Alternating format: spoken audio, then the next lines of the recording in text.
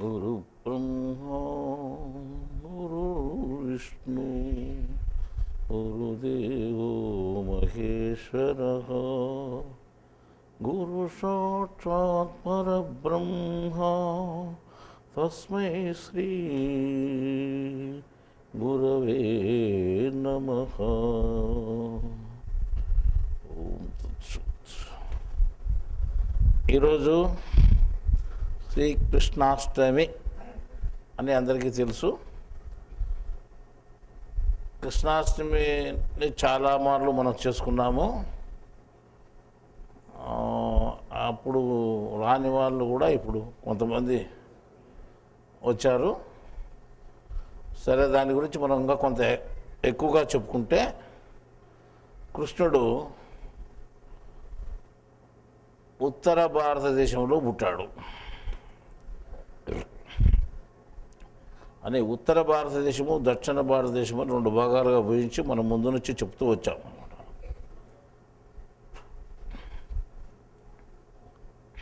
ఉత్తర భారతదేశంలో సంపూర్ణమైన జ్ఞానం లేదు.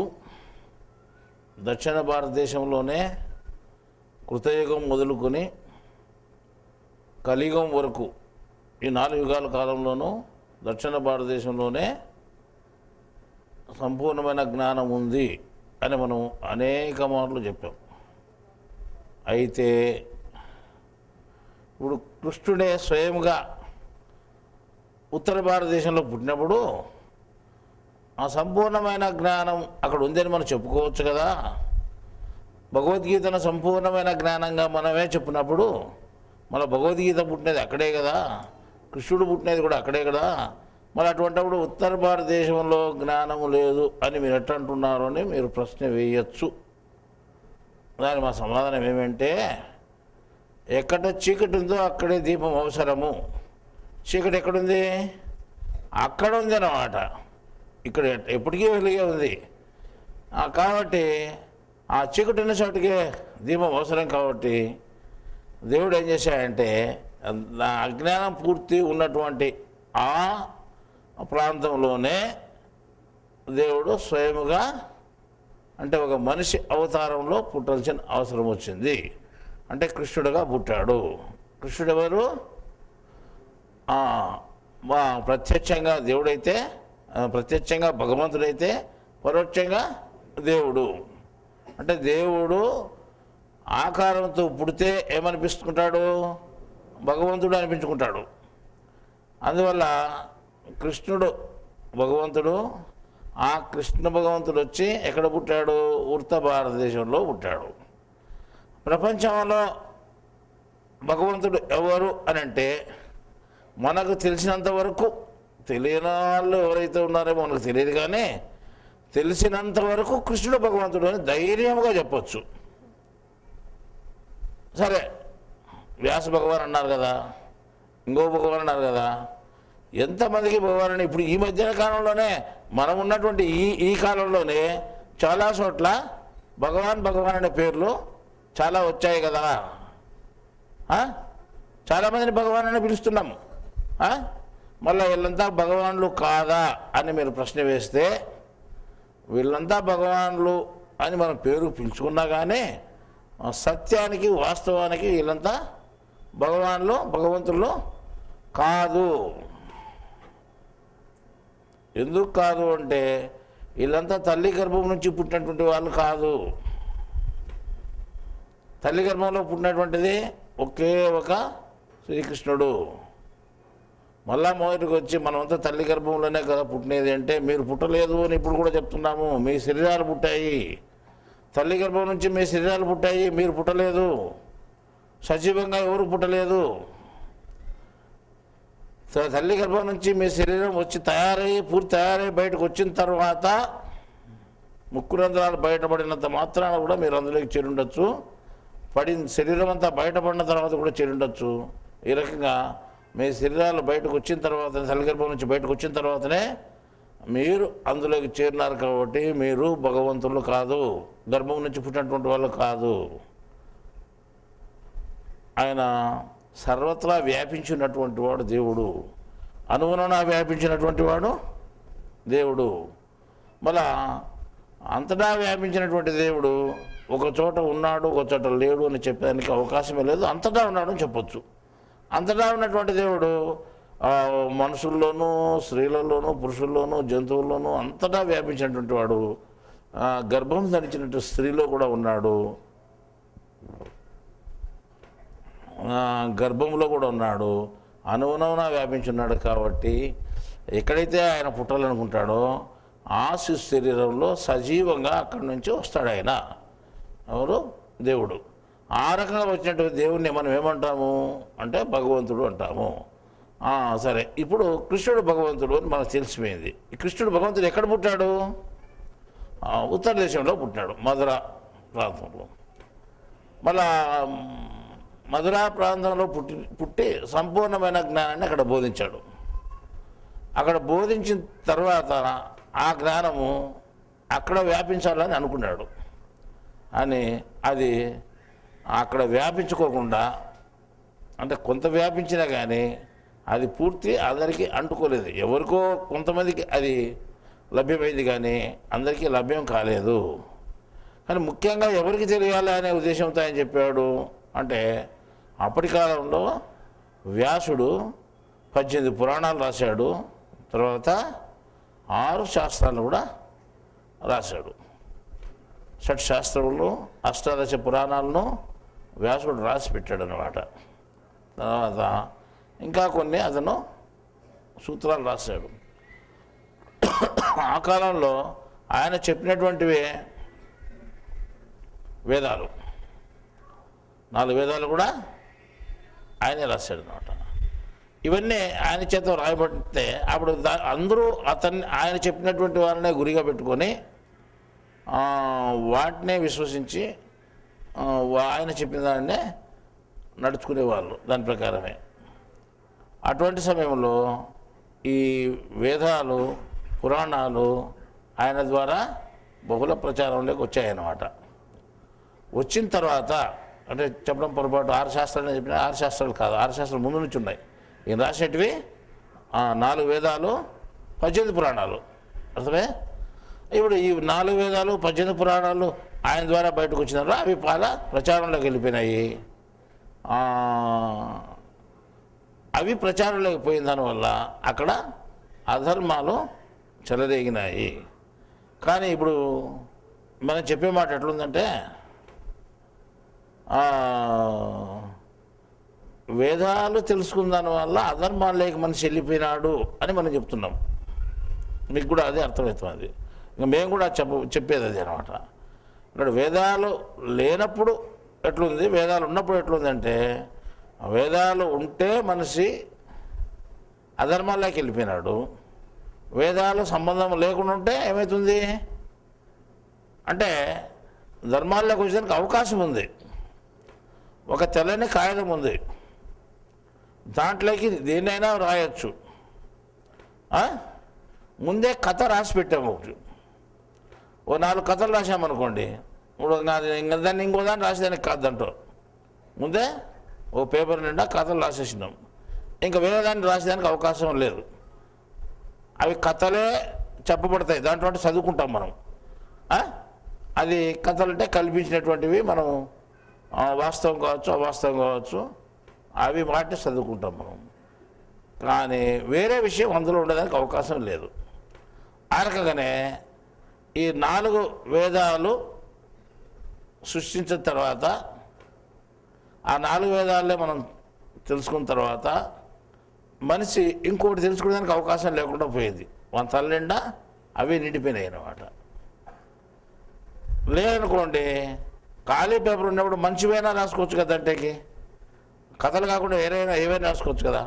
వేదాలు తెలియనప్పుడు ఇంకా ఏవైనా మనకి తెలిసేటివి. కానీ వేదాలు తెలిసిన తర్వాత ఇవే గొప్పవి అని తెలియబడిన తర్వాత వాటికంటే మించిన ఏమీ లేవు అని అనుకుని మనిషి ఏం చేశాడంటే వాటిని అనుసరించడం జరిగింది. ఆ రకంగా వేదాలు బాగా ప్రచారంలోకి వచ్చినప్పుడు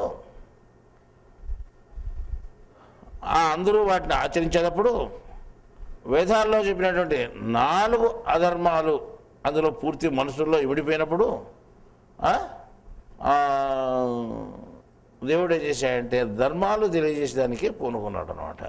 ఈ రకంగా అయితే ధర్మాలు తెలియకుండా పోతాయి, దేవుడు అనేవాడే తెలియకుండా పోతాడు అనే ఉద్దేశంతో దేవుని గురించి తెలియజెప్పని వచ్చాడు. దేవుని గురించి ఎవరు తెలియజెప్తారు అంటే ఏ మనుషులు చెప్పలేరు, ఏ వేదాలు చెప్పలేవు. దేవుడు అన్నిటికీ అతీతమైనటువంటి వాడు, దేవుడు అన్నిటికీ గొప్పవాడు. దేవుణ్ణి తెలుసుకొని ఉన్నటువంటివి ఏవీ లేవు. దేవుణ్ణి తెలుసుకొని ఉన్నటువంటివి గ్రంథములు కానీ మనుషులు కానీ ఎవరు భూమి మీద ఉండరు, శాసనం అది. కాబట్టి అటువంటిప్పుడు ఏవి చెప్పలేటది వీల్లేదు కదా. మనుషులు ఎవరు లేరు, ఆ రాసిన గ్రంథాలు ఏవీ లేవు. వేదాలు అనుకుంటే ఆ దేవుని గురించి చెప్పేదానికి కాదు. వేదాలు రాసినది వ్యాసుడు. వ్యాసునికి దేవుడు తెలుసునా అని మనం ప్రశ్న వేసుకుంటే దేవుడిని ఆయన తెలుసుకుని ఉంటే దేవుని గురించి ఆయన వ్రాసేవాడు. కానీ ఇంకొక రూల్ ఉంది, శాసనం ఉంది ఇక్కడ. ఏం శాసనము అంటే దేవుణ్ణి ఎవడైతే సంపూర్ణంగా తెలుసుకున్నాడో, ఎప్పుడైతే తెలుసుకోగలుగుతాడో, అంటే తెలుసుకుంటున్నాడు, సంపూర్ణంగా తెలుసుకోలేదు. ఈరోజు రాత్రికి 9 గంటలకు పూర్తి ఆలోచన చేసి అంటే ఏదో రకంగా దేవుని తెలుసుకోగలిగినాడు అనుకో, రాత్రికి 9 గంటల 9 నిమిషాలకో 10 నిమిషాలకో తెలుసుకున్నాడు అనుకో, రాత్రి 9 గంటల 10 నిమిషాలకు తెలుసుకున్నాడు అనుకో దేవుని సంపూర్ణంగా. 11 నిమిషాల్లో వాడు ఉన్నాడు భూమి మీద. అర్థమైందా? అంటే దేవుణ్ణి సంపూర్ణంగా ఎప్పుడైతే తెలుసుకుంటాడో, ఏ క్షణంలో అయితే తెలుసుకుంటాడో మనిషి, ఆ క్షణంలో దేవునిలోనికి ఐక్యమైపోతాడు. మన కర్పూరాన్ని ఏ విధంగా వెలిగించి చూపించామో ఆ ఉద్దేశం నెరవేరుతుంది. ఏ ఉద్దేశంతో కర్పూరాన్ని మనం వెలిగిస్తున్నామో దేవుని ముందర, ఏ ఉద్దేశమో, నేను నీలోనికి ఐక్యమైపోవాలనే ఉద్దేశంతో వెలిగిస్తున్నాము. ఏ రకంగా ఐక్యమైపోవాలా? కనిపించుకోకుండా అనుమానం వ్యాపించిపోయినట్లు నేను నీలోనికి ఐక్యమైపోవాలి, ఆ ఉద్దేశంతో వెలిగించినట్టు. ఎప్పుడైతే దేవుణ్ణి సంపూర్ణంగా మనిషి తెలుసుకున్నాడో మరుక్షణమే అతడు దేవునిలోనికి ఐక్యమైపోయేదానికి అవకాశం ఉంది. ఏమాత్రమో ఇంకా వాడు దేవుని కంటే వేరుగా ఉండడు, వాడు దేవుడైపోతాడు. అంటే దేవునిలోకి కలిసిపోతాడు, వాడు మనిషిగా ఉండడు. ఇంకా అటువంటిప్పుడు వీడు తిరిగి చెప్పేదేముందిగా, దేవుడు ఇటువంటి వాడు అని చెప్పేదానికి అవకాశం లేదు కదా. ఎప్పుడైతే తెలుసుకోగలుగుతాడో అప్పుడు అతను వెంటనే దేవునిగా మారిపోవడం జరుగుతుంది. కాబట్టి ఎవరు భూమి మీద ఉండరు. దేవుణ్ణి సంపూర్ణంగా తెలుసుకున్నటువంటి వ్యక్తి ఎవరు భూమి మీద ఉండరు. ఏ వ్యక్తి కానీ, ఏ జంతువు కానీ, ఏ వృక్షం కానీ, ఏ జీవరాశి కానీ భూమి మీద లేనే లేదు. పెద్ద మహర్షి పేరు చెప్తే అతను దేవుణ్ణి తెలుసుకోలేదు కాబట్టి కాళ్ళు చేతులు తల కలిగినట్టు శరీరం ధరించున్నాడు. ఓ శరీరంతో ఉన్నాడు అంటే అతను దేవుని తెలుసుకోలేదు. అర్థమైందా? దేవుడు తెలుసుకున్న వెంటనే ఏమవుతుంది? మోక్షం చెందుతాడు, అంటే మోక్షాన్ని పొందగలుగుతాడు అతను. కాబట్టి దేవుని తెలుసుకునేందుకు దేవుని గురించి చెప్పేదానికి రాసేదానికి వీలు కాదు. దేవుని తెలుసుకున్న తర్వాత దేవునిలోకి ఐక్యమైపోతాడు. ఇంక ఇప్పుడు రాస్తాడైనా కాళ్ళు చేతులు వారికి ఉండవు రాసేదానికి. కాబట్టి దేవుని సంపూర్ణంగా రాసేదానికి అవకాశం లేదు. మళ్ళీ ఎట్లా కాకుండా ఆయన చిక్కుముడు పెట్టేసినాడు. తెలుసుకునేంత వరకు దేవుని రాసేదానికి, దేవుని గురించి రాసేదానికి కాదు. తెలుసుకున్న తర్వాత వాడు కాళ్ళు చేతులు లేకుండా పోతాయి, మొత్తం వ్యాపించిపోతాడు. మూతి ఉండదు, ముక్కు ఉండదు, కాళ్ళు ఉండదు, చేతులు ఉండడానికి. ఇంకా వాడు ఎప్పుడు దేవుడి గురించి మనకంటే తెలిసేది పక్కనోనికి అంటే ఎవరికి చెప్పలేడు. కాబట్టి దేవుడే స్వయంగా దిగి వచ్చి మళ్ళీ చెప్పాలా. ఎట్లా చెప్పాలా? మళ్ళా కాళ్ళు ముక్కు చేతులు కాళ్ళని పెట్టుకొని అది చెప్పాలా.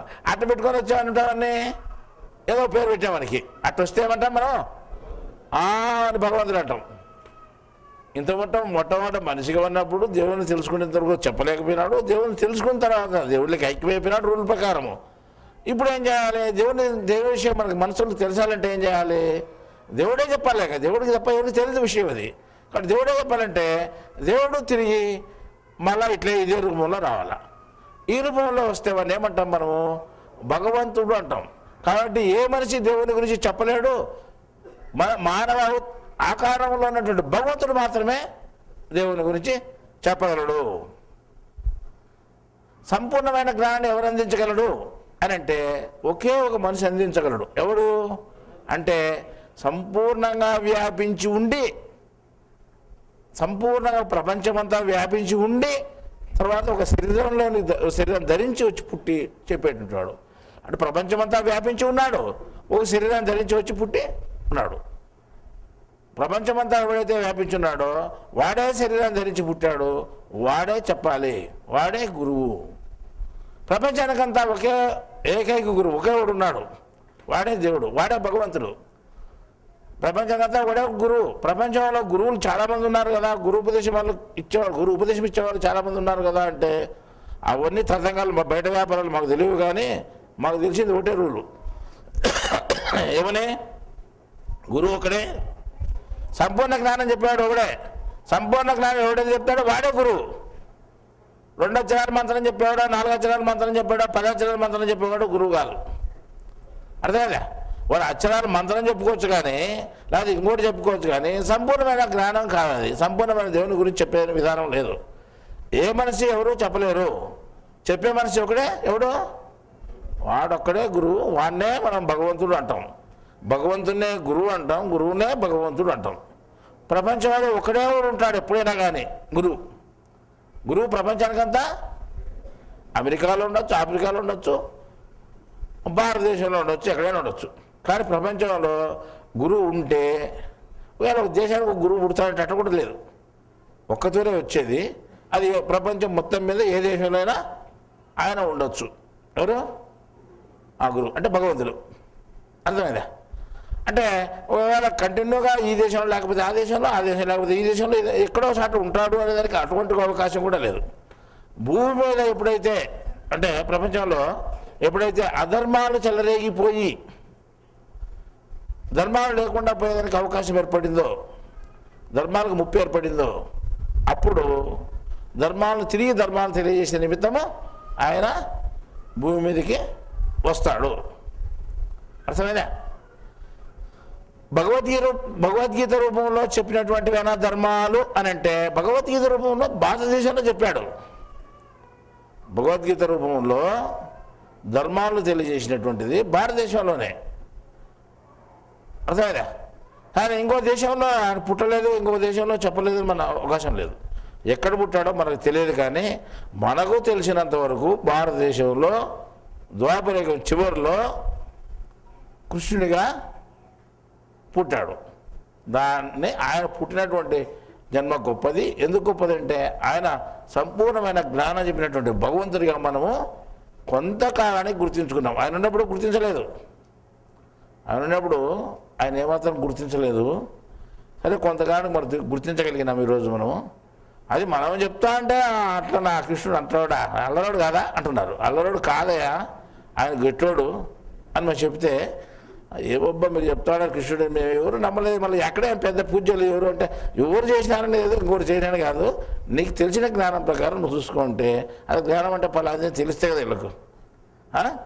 ధర్మాలని పలాంటివి తెలిస్తే కదా. ధర్మాలు ఏవో అధర్మాలు ఏవో తెలియని పరిస్థితుల్లో ధర్మాలు ధర్మాలుగా మనిషి నమ్మి వాటిని అనుసరిస్తున్నాడు. సరే, తర్వాత మన అజ్ఞానం మనం చెప్పలేం. కానీ మనకు దేవుడు ఏం చేశాడు, భగవంతునిగా వచ్చి, దేవుడు వేరు భగవంతుడు వేరు. దేవుడు వేరు, భగవంతుడు ఎప్పుడో ఉంటాడు, దేవుడు ఎల్లప్పుడూ ఉంటాడు. భగవంతుడు ఎప్పుడో కొన్ని వేల సంవత్సరాలుగో కొన్ని లక్షల సంవత్సరాలుగో భూమి మీదకి వస్తాడు, అప్పుడు మాత్రమే ఉంటాడు. అర్థమైందా? దేవుడు ఎప్పటికీ ఉంటాడు. భగవంతుడు అందరినీ చూస్తున్నా అంటే అందరినీ ఎటు చూస్తాడు? ఎదురుగుండేవానే చూస్తాడు భగవంతుడు. ఆయనకు 2 కళ్ళే ఉన్నాయి. ఆయనకు కూడా మనిషిగా వచ్చినప్పుడు ఆయనకు 2 కళ్ళే ఉంటాయి, ఎదురుగుండేవానే చూస్తాడు. అర్థమైందా? దేవుడు అందరినీ చూస్తా అంటే అందరిని ఎప్పుడు చూడు, అందరినీ చూసాడు దేవుడు.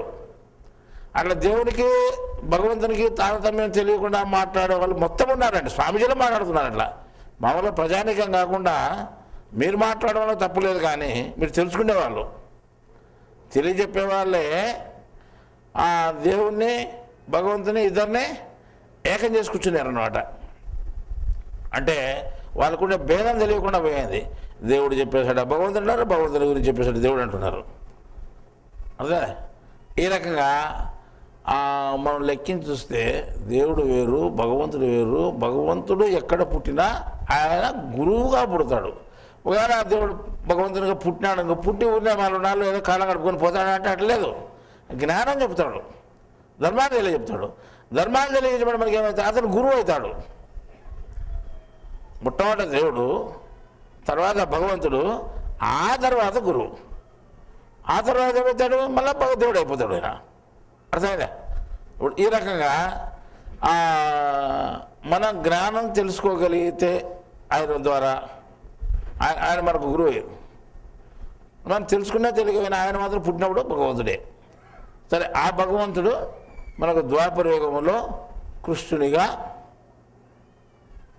పుట్టాడు. పుట్టి మనకు సంపూర్ణమైనటువంటి జ్ఞానాన్ని చెప్పినాడు. సరే, పుట్టినప్పుడు ఆయన భగవంతుడు ఎవరు? కృష్ణుడు. గురువు ఎన్నాళ్ళకైనాడు? 120 సంవత్సరాలకైనాడు గురువు అయినా. ఆ 90 సంవత్సరాలకు 120 సంవత్సరాలు బ్రతికి 120 సంవత్సరాల జీవితంలో ఆయన 90 సంవత్సరాలకు గురువైనాడు. 90 సంవత్సరాలకు ఇక్కడ జ్ఞానం చెప్పలేదు ఆయన. 90 సంవత్సరాలప్పుడు ఒకరికి మాత్రం గురువు అన్నాడు. గురువు అంటే ఒకరికైనా గురువు, 10 మందికైనా గురువు, ఎంతమందికైనా గురువు అనిపించుకుంటే చాలేని ఆయన చేసంటే అర్జునుడు మాత్రము అందరికీ వినపరాకూడదని పక్కకి పిలిచిపోయి సందర్భం చూసుకొని ఆయనకు ఒక్కరిని చెప్పినాడు జ్ఞానం. ఆయనకు ఒక్కరిని చెప్పినా జ్ఞానమే, 10 మంది చెప్పినా జ్ఞానమే, 1000 మంది చెప్పినా జ్ఞానమే. కాబట్టి ఆయన చెప్పిన జ్ఞానం కాబట్టి, ఆ జ్ఞానం సంపూర్ణమైన జ్ఞానం కాబట్టి, ఆ జ్ఞానం ధర్మాలతో కూడుకున్నటువంటి జ్ఞానం కాబట్టి, అప్పుడు ఆయన ఆ జ్ఞానాన్ని చూసి మనం ఈయన గురువు అని గుర్తించినాం. ఎవరిని? ఆ కృష్ణుడిని. అప్పుడు గురువు అంతవరకు కృష్ణుడు ఎవరు? భగవంతుడే. జ్ఞానం చెప్పిన తర్వాత మనం గుర్తించిన తర్వాత గురువు అయినాడు. అది ఒక్కని మాత్రమే గురువుగా తెలిసింది, కానీ మిగతా వాళ్ళకి ఎవరికి గురువుగా తెలియలేదు ఆయన. అర్థమైంది? ఇప్పుడు గురువు భూమి మీదకి వచ్చినా కానీ ఒకరికి ఇద్దరికి తెలుస్తాడని నమ్మకం కూడా లేదు. ద్వాపరయుగంలో ఒకరికి తెలిసిపోయినాడు. సరే, ఆ ఒక్కరికి తెలిసిన తర్వాత వాడే చేసినట్టే వానికి సరిగా అర్థం కాక ఏదో కళలో కలరించుకున్నట్టుంది. మనం రాత్రి కళ వచ్చిన తర్వాత మళ్ళీ దాన్ని జ్ఞాపకం చేసుకుంటాం కదా మనము. ఆ రకంగా తిరిగి జ్ఞాపకం చేసుకున్నాడు ఆ కళను. ఎవరి దగ్గరికి పోయి, వ్యాసం దగ్గరికి పోయి ఇటు జరిగింది ఇదంతా నిజమేనా, నాకు అర్థం కాలేదు అని మళ్ళీ తిరిగి చెప్పినప్పుడు ఆ మాటల్లో ఉండే సత్యాన్ని ఎవరు గ్రహించాడు? వ్యాసుడు గ్రహించాడు. ఆయన ముందే మేధావి. మేధావి అయినటువంటి వ్యాసుడు అర్జునుడు చెప్పినటువంటి మాటలన్నీ గ్రహించగలిగినాడు అనమాట. అంటే గురువుగా కృష్ణుడు చెప్పినటువంటి మాటలను ఆయన గ్రహించగలిగాడు. అంతవరకు అర్జునుడికి మాత్రమే కృష్ణుడు గురువు అయినట్టు మనకు లెక్క. అర్జునుడికి అర్థం కాక తాను విన్న విషయాలన్నీ ఇంకొకరు చెప్తే అతను గ్రహించగలిగినాడు. అతనికి కూడా ఈయన గురువు అయినాడు. ఎవరికి? వ్యాసునికి. ఈయన మర్చిపోయినాడు. అంటే గురువుగా ఇతను జ్ఞానం పొందినా కానీ ఆ జ్ఞానాన్ని ఈయన అంతగా ఉపయోగించుకోలేదు. ఆ జ్ఞానాన్ని బాగా ఉపయోగించుకున్నాడు వ్యాసుడు. ఉపయోగించుకున్న తర్వాత ఆ జ్ఞానాన్ని సంపూర్ణంగా అర్థం చేసుకున్న తర్వాత ఇది వాస్తవమైన జ్ఞానము, ఈ జ్ఞానం నాకు తెలియక ముందు నేను అంచనాలుగా వ్రాసినటువంటివి వేదాలు, అదే కల్పితంగా రాసినటువంటి పురాణాలు. ఈ రకంగా నేను 18 పురాణాలు రాసి పాపం చేశాను, 4 వేదాలు రాసి మనుషుల్లో వక్ర మార్గాన్ని పట్టించాను అనుకున్నాడు. అంటే ఎవరు? వ్యాసుడు. ఎప్పుడు అనుకున్నాడు వక్ర మార్గం? తనది వక్ర మార్గం ఎప్పుడు తెలిసింది? ఈ భగవద్గీత తెలిసిన తర్వాత తెలిసింది. భగవంతుడు చెప్పిన జ్ఞానం అతను విన్న తర్వాత తాను చెప్పినటువంటివి సరైన మార్గం కాదని, తాను చెప్పిన విషయాలన్నీ అధర్మాలతో కూడుకున్నటువంటివని తనకు తెలిసింది. తెలిసిన తర్వాత తన తప్పును సరిదిద్దుకోవడానికి ఏం చేశాడు? ఆయన ఏం చేశాడు? పశ్చాత్తాపడి భగవద్గీతను బాగా అందరికీ అర్థమయ్యేటట్టుగా రాయాలని రాశాడు. వేదాలు రాసినది ఎవరు? వ్యాసుడు. పురాణాలు రాసినది ఎవరు? వ్యాసుడు. చిట్ట చివరిలో భగవద్గీతను రాసినది ఎవరు?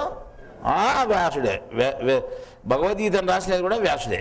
కానీ వేదాల్లో ఏం చెప్పినాడంటే ఈ మాయ అని చెప్పినాడు. ఎవరైతే వేదాలు రాసేటువంటి వ్యాసుడు ఉన్నాడో అదే వ్యాసుడే ఈ వేదాలను మాయతో కూడుకున్నటువంటివి అని చెప్పాడు. అర్థమైందా? దైవంతో కూడుకున్నటువంటిది భగవద్గీత అని చెప్పాడు. స్త్రైగుణ్య విషయ వేద అన్నాడు. నేను చెప్పినటువంటి 3 గుణాల విషయాలే దేవుడు చెప్పిన. భగవంతుడు ఏం చెప్పినాడు? 3 గుణాలు చెప్పినాడు. 3 గుణాలకు అతీతమైనటువంటి మార్గము చెప్పాడు. కానీ నేను చెప్పినటువంటి వేదాలన్నీ స్త్రైగుణ్య విషయ వేద. అదే భగవద్గీతలో ఒక శ్లోకంలో ఈ వాక్యం చెప్పినాడు. 3 గుణాల విషయాలే నా వేదాల్లో ఉండేటువంటి అని చెప్పాడు. కాబట్టి నేను రాసినటువంటి ఈ విషయాలన్నీ, ఈ వేదాలన్నీ విషయాలతో కూడుకున్నటువంటివి. విషయాలన్నీ గుణాలతో కూడుకునేటువంటివి. 3 గుణాల విషయాలే స్త్రైగుణ్య అని చెప్పినాను. మళ్ళా ఈ గుణాలు ఎటువంటివి అంటే, ఈ 3 గుణాలు ఎటువంటి గుణమయ్యి మమ మాయ అంటాడు ఆయన. అంటే గుణాలతో కూడుకున్నటువంటిదే నా మాయ అని చెప్పాడు. ఈ మాయను నేనే సృష్టించాను అని దేవుడు చెప్పాడు. మళ్ళా ఆ మాయ అనేటువంటిది 3 గుణాలతో కూడుకున్నటువంటిది అని కృష్ణుడు చెప్పినట్టు అదే వ్యాసుడు రాశాడు. కాబట్టి వ్యాసునికి ఏమర్థమైంది? తాను రాసినటువంటి వేదాలే మాయ అని ఆయనకు తెలిసిందనమాట. అంటే దేవుణ్ణి తెలుసుకోవడానికి వీలు లేదు. మాయ అంటే దేవుని వైపు కాకుండా ప్రపంచం వైపు పంపిస్తుంది అని ఆయనకు తెలిసింది. అదే విషయాన్ని రాశాడు. ఆ విషయం మనకు క్షుణ్ణంగా ఉంది. దేవుడు ఏం చేశాడు? మానవునికి జ్ఞానం తెలియదు అనే ఉద్దేశంతో మనకు సంపూర్ణమైన జ్ఞానం అందించేదానికి భగవంతునిగా వచ్చి ఆయన మనకు మనిషి మాదిరి వచ్చిన తర్వాత మనం కొడుకోవాలి, పద్దలు వేసి బ్రష్ చేసుకోవాలా, స్నానం చేయాలి, లేనిపోతే తిప్పలు పడాలి కదా. ఆ రకంగా అన్ని తిప్పలు పడినాడు డైలీ. ఆయన కూడా మన మాదిరే. ఏం దేవుడు భగవంతునిగా వచ్చాను మంగడుకోవడానికి అవుతుందా? లేదు, అట్లా కూడా కాదు. మన మాదిరి మంగడుకోవాల్సిందే. మనకంటే బాగా శుభ్రంగా ఉన్నాడు ఆయన. అర్థమైందా? ఒకవేళ మామూలుగా అందరితో పాటు అట్లా బాగుండదు. నేనేం చెప్పినట్టనే ఆయన మనం తెలుసుకునే దానికి ఒక నెమలిక పెట్టుకున్నాడు, కొండరాజులు పెట్టుకున్నట్టు. ఏదో ఒక ఈ పెట్టుకోవాలి కదా. ఏది పెట్టుకున్నాడు? నెమలి పింఛాన్ని పెట్టుకున్నాడు. నెమలి పింఛం ఎంతో జ్ఞానాన్ని మనం తెలియజేస్తుంది అనమాట. ఈరోజు చూసుకున్నా దాంట్లో గొప్ప జ్ఞానం ఉంది. అటువంటి నెమలి పింఛాన్ని ధరించి మనుషుల మధ్యలో తిరుగుతూ మన మాదిరి తిరిగినాడు అనమాట. మనుషుల మాదిరి అన్ని పనులు చేశాడు. మంచి పనులు, చెడు పనులు సమానంగా చేశాడు అనమాట. ఆయనకు అవసరం లేదు. మంచి పనులు చేసేది అవసరం లేదు, చెడు పనులు చేసేది అవసరం లేదు.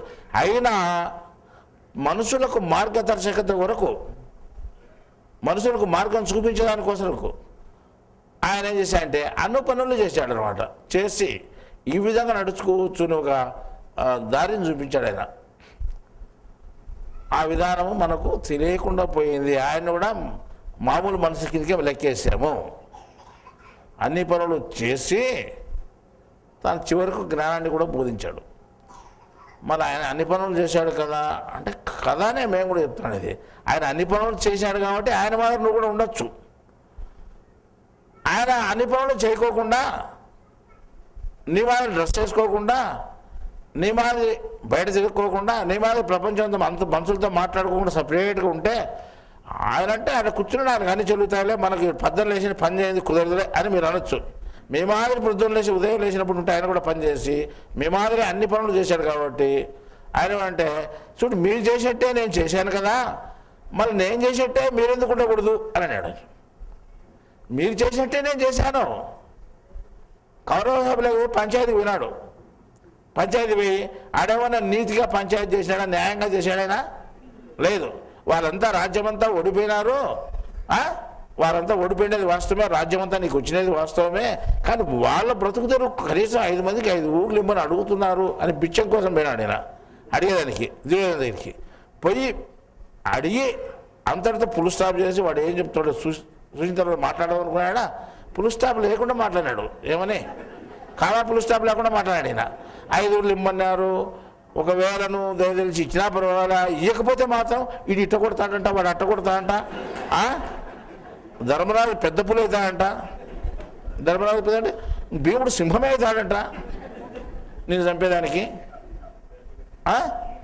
అర్జునుడు ఇంకో రకంగా అవుతాడంట. నీకు ఒక్కరు కూడా రచించేవాళ్ళు లేరు అప్పుడు ఆ సమయంలో. అట్టుంటారు వాళ్ళు భయంకరంగా అని చెప్తే అడుక్కుండే వాళ్ళకి అడుక్కోకుండా నన్నే కొడతామంటే ఒకవేళ ఏమంటే ఎట్లా ఒకటి అనుకోవచ్చు. అది ఇంకా ఏం అనుకోగానే నేను ఇస్తానని ఈయనని చెప్పుకునే ఈ రకంగా వాడితే ఎందుకు వెళ్ళిన ఇచ్చలేదు పొట్టగాని పోని చెప్పినాడు ఆయన. అనవసరంగా పోట్లాట పెట్టాడు ఎవరు? కృష్ణుడు. తెలివి తక్కువతో కాదు, తెలిసి పెట్టాడు ఆయన.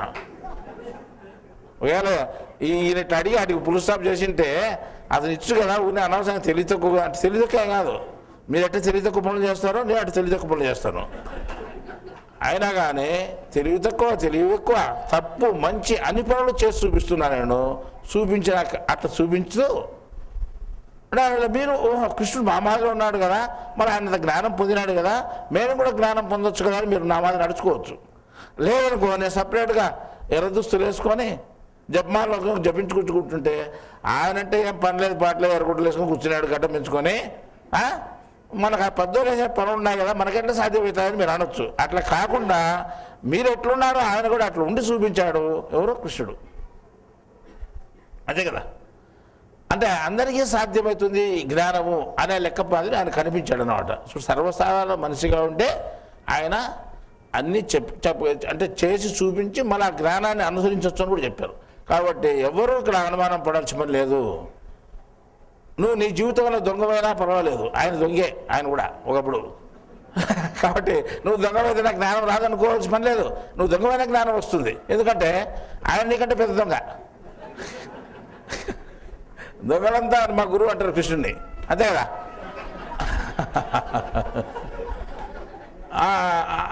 ఆ రకపోతే ఒకవేళ నువ్వు జైలుకు పోయినా పర్వాలేదు, ఆయన కూడా జైల్లో ఉన్నాడు 2 నాళ్ళు. ఈ రకంగా ప్రతి నువ్వేం చేసినావో అన్ని పనులు చేశాడు ఆయన. కాబట్టి నువ్వు ఎట్లన్నా ఉండు పర్వాలేదు, నువ్వు జ్ఞానం తెలుసుకోవచ్చు అనే సూచనలు చూపించాడు. ఆ రోజు జ్ఞానం చెప్పిపోయినాడు. ఎవరు? మనకు ఆ కృష్ణ పరమాత్మ అంటే భగవంతుడు అయినటువంటి కృష్ణుడు. అంటే గురువు, అంటే ప్రపంచానికంతా గురువు అయినటువంటి వాడు. ఎవరు? జగద్గురువు. జగద్గురువు అంటే ఎవరికి పేరు వచ్చింది అంటే ఎవరన్నా అన్న అనకపోయినా మనం మాత్రం జగద్గురువు అంటాం నేను. ఎందుకంటే కృష్ణుడు జగద్గురువే, ప్రపంచానికంతా వర్తించేటువంటి జ్ఞానాన్ని చెప్పాడు కాబట్టి ఆయన జగద్గురువు.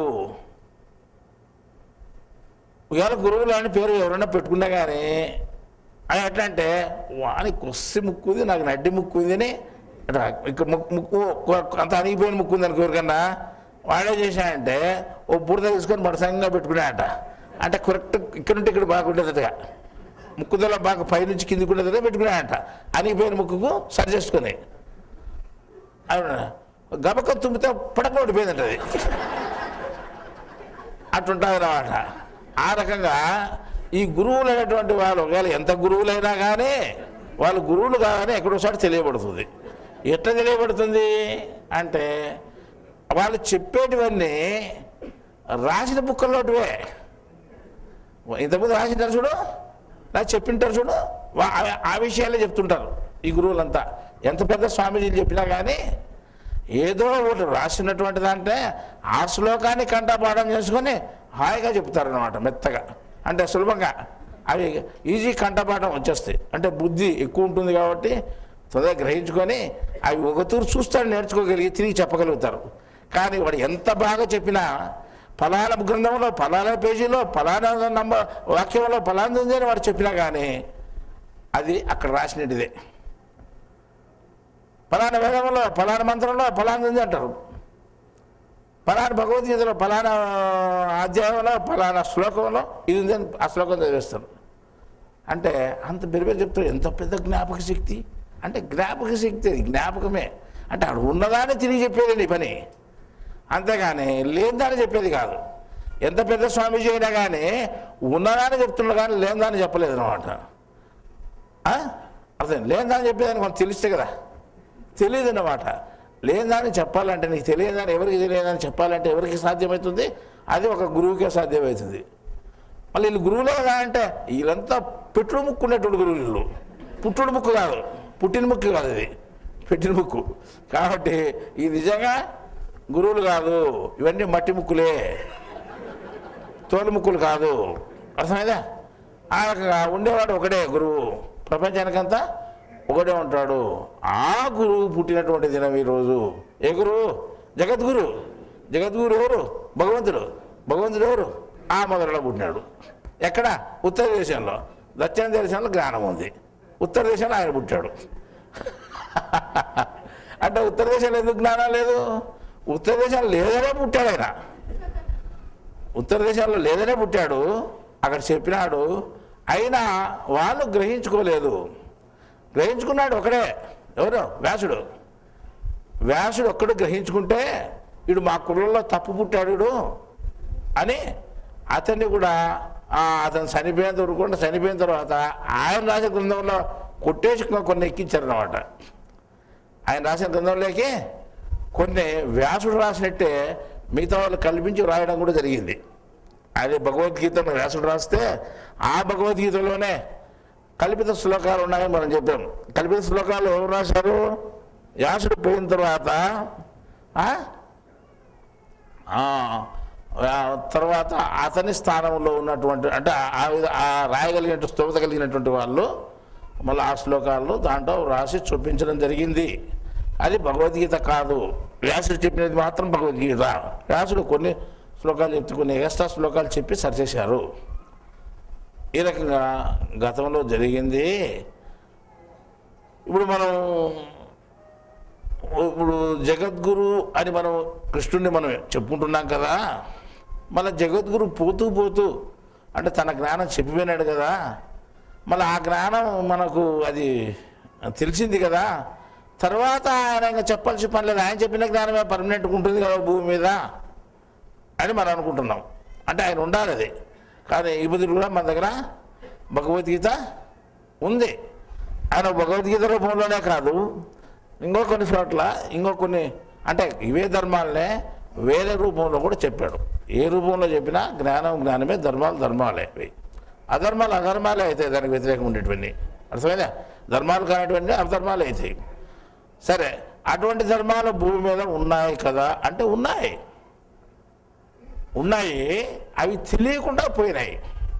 తెలియకుండా పోయినప్పుడు తిరిగి తెలియజెప్పేదానికోసము తర్వాత కూడా ఎప్పుడో మళ్ళా యుగాల్లో కూడా రావాల్సి పని వస్తుంది. ఆయన తర్వాత వస్తారు. నేను ఎప్పుడైతే ధర్మాలకు హాని కలిగిందో, ధర్మాలు తెలియకుండా పోయి మిగతా అధర్మాలు చెలరైపోతాయి, అప్పుడు తిరిగి వస్తానని చెప్పాడు. ఎవరు? భగవంతుడు. గురువు మాదిరి వస్తాడు. మళ్ళా భగవంతుని మాదిరి వచ్చి గురువు మాదిరి చెప్పిపోతాడు. ఆ రకంగా ఇప్పుడు ఎన్ని తూర్లు జరిగిందో మనం తెలియదు, కానీ ఒక్క తూరు మాత్రం శాశ్వతంగా జరిగింది. అంటే మనకు బాగా రూఢిగా మన భారతదేశంలో ఒక తూరు జరిగేది. అంటే కృష్ణుడుగా వచ్చాడు, ఆయన జ్ఞానం చెప్పి పోవడం జరిగింది. కానీ ఆయన రహస్యంగా ఏదో ఒకరి వ్యక్తికి చెప్పాడు, పోయాడు. ఆ రహస్యమైనటువంటి జ్ఞానం వ్యాసం ద్వారా భగవద్గీత గ్రంథ రూపంలో మన వరకు వచ్చింది. దాన్ని మనం ఈరోజు తెలుసుకోగలిగామా? ఎందుకు తెలుసుకోకూడదు? భగవద్గీత రూపంలో వచ్చింది కదా, భగవద్గీత అందరికీ ఉంది, మనం తెలుసుకోవచ్చు కదా. అంటే తెలుసుకోగలిగామా అని అడుగుతున్నాము. ఇప్పుడు తెలుసుకో అంటే ఇంత సమస్య ఎందుకు? జ్ఞానం సంపూర్ణంగా అందరికీ ఉండిపోయేదే కదా, ఆయన సంపూర్ణ జ్ఞానం చెప్పినాడు కదా. కానీ ఆయన చెప్పిన విషయాలు మన వరకు చేరలేదు. అవి గ్రంథ రూపంలో ఉన్నాయి, అవి మనకు చేరలేదు. మన ఏట్లో చేపలు దండిగా ఉన్నాయి. డ్యాములో ఉంటే చేపలు ప్రారంభమైనాయి, మనం ఏట్లోకి వచ్చాయి, ఏట్లో జంపున పోతున్నాయి. అంటే మన ఊరు పక్కలో కూడా ఏరిపోతూ ఉంది, ఆ ఏట్లో కూడా చేపలు పోతున్నాయి. కానీ ఎక్కడో డ్యాములో ఉంటాయి, డ్యాములో ఉండి డ్యాము నుంచి డ్యాము లేకపోయే నదిలో ఈ చేపలు వచ్చి మన ఊరి పక్కలో పోతున్నాయి. కానీ అంటే మన వరకు వచ్చి మన ఊరి పక్కలో పోతున్నాయి, కానీ ఆ చేపలు మనకు దొరకలేదు, మనం వాటిని ఊహించలేదు, అనుభవించలేదు. అలాగే మన పక్కలో భగవద్గీత ఉన్నా కానీ దానిలో విషయం మనకు తెలియలేదు. తెలియకపోయిన దానివల్ల భగవద్గీత ఏమిటి అంటే ఈరోజు చెప్పలేకపోతున్నాము, భగవద్గీతలో ఏముంది అంటే చెప్పలేకపోతున్నాం. మరి దీన్ని తెలియజెప్పాల్సినటువంటి వాళ్ళు ఎవరు? ఆ రోజు భగవద్గీతను వ్యాసుడు తనకు వచ్చిన భాషలో ఆయన రాశాడు. తన సంస్కృత భాష వస్తుంది కాబట్టి సంస్కృత భాషలో వ్యాసుడు రాయడం జరిగింది. ఆ భాష అందరికీ వచ్చునా అంటే దేశంలో ఎన్నో భాషలు ఉన్నాయి, లిపి ఉండే భాషలు ఉన్నాయి, లిపి లేని భాషలు ఉన్నాయి. ఆయన లిపి లేని భాషలో హిందీ లిపితో రాసిపోయినాడు ఆయన. అది అందరికీ తెలియదు, ఇక్కడ లేదు. అది ఉత్తర దేశంలో ఉండేటువంటి లిపి అది, భాష అది.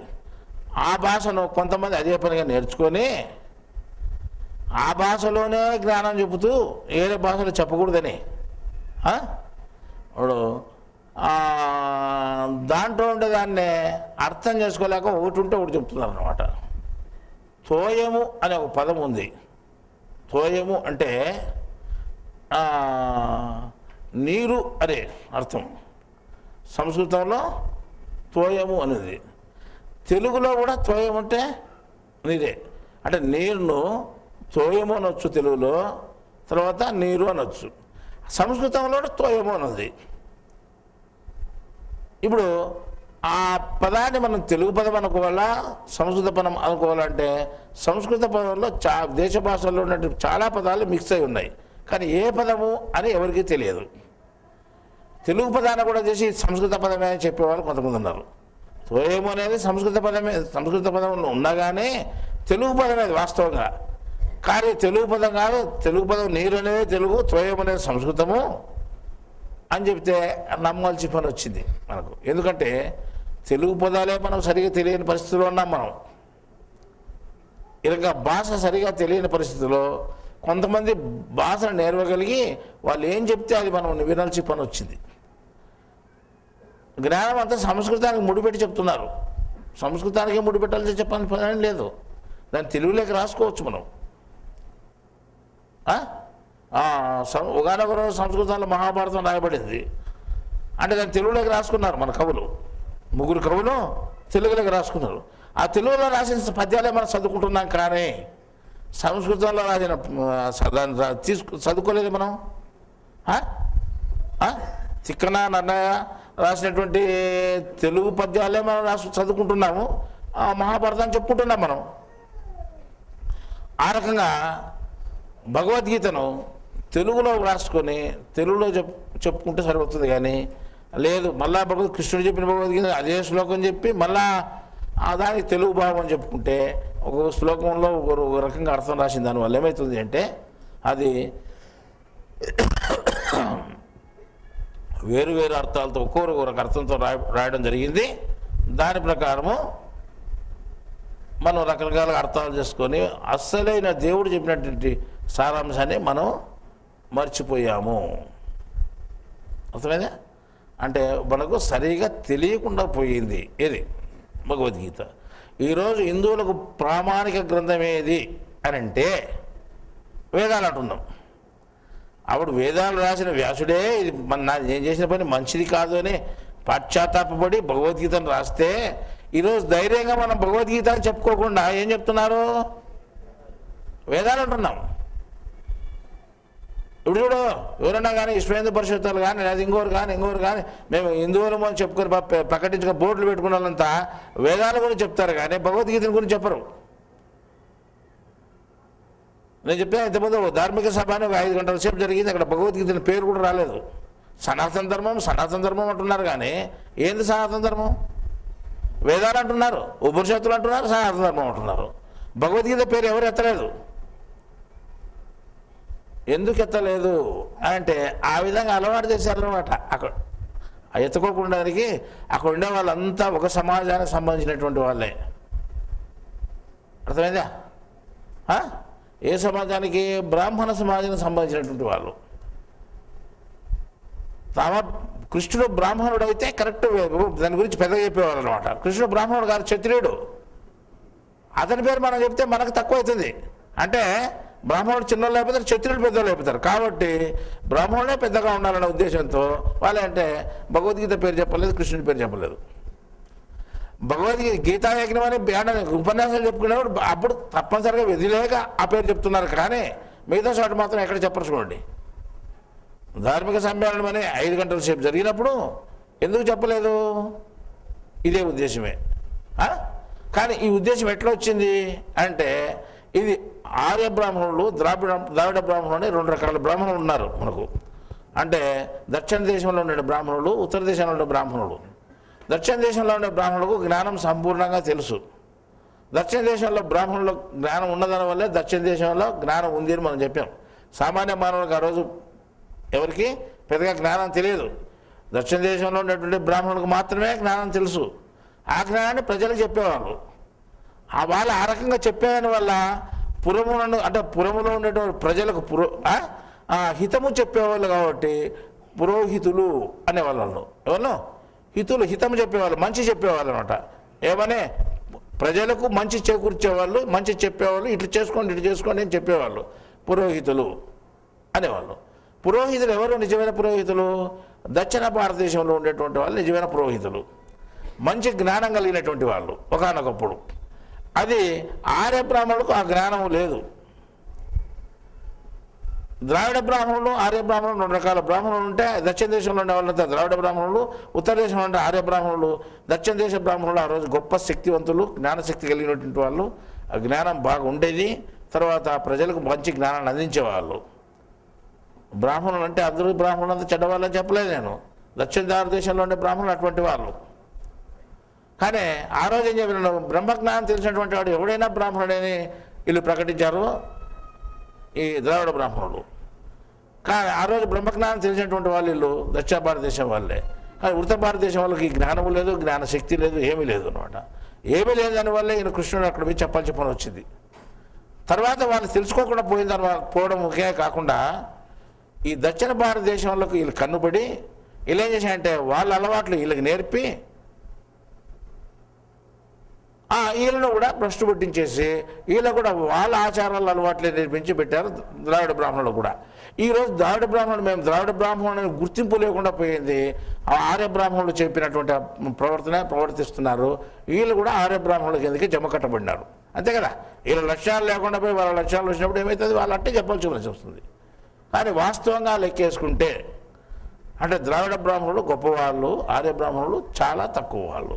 కానీ వాళ్ళు తెలివిలో అంటే బుద్ధిలో మంచి గొప్పతనం కలిగినటువంటి వాళ్ళు, జ్ఞానంలో కాదు బుద్ధిలో.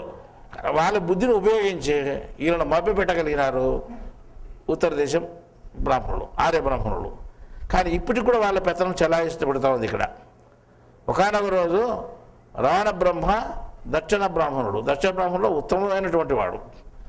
మళ్ళా ఆయన బ్రాహ్మణుడు అనేటువంటి విషయం కూడా ఎవరికి తెలియకుండా పోయింది ఈ కాలంలో ఇక్కడ బ్రాహ్మణులకు.